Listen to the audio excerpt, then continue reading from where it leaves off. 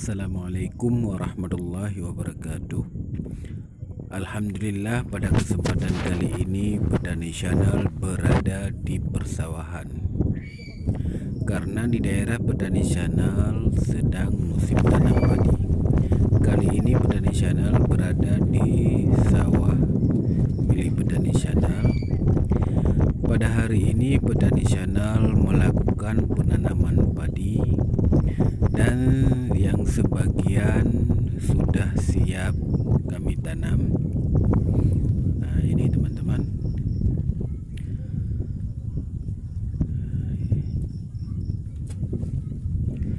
Dan ini sebagiannya masih dalam proses pencabutan.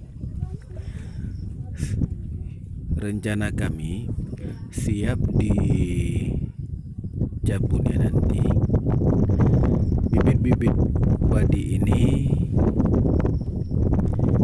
akan kami bawa ke sawah yang satunya lagi yang berada di dekat tower yang nampak itu, teman-teman, ya, yang di ujung, yang di depan ibu-ibu itu.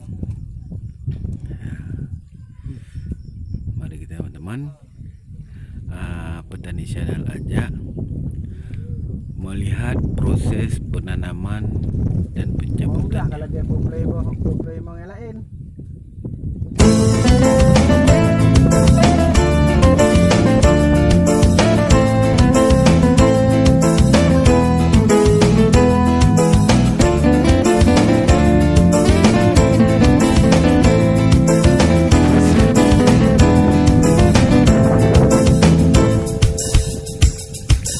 Munyo babu be yu tumule ba urang pale be yu manangro ba urang tupor be yu tadapaye ba urang are be yu mudajo ba urang tupor be yu tadapaye ba urang are be yu mudajo ba urang inang be yu dong imum lama umpang balum be paso guda ba pancuri be yu jaga be bunyo ba kameng nalung be yu ba pancuri be yu jaga be bunyo ba kameng nalung be yu ba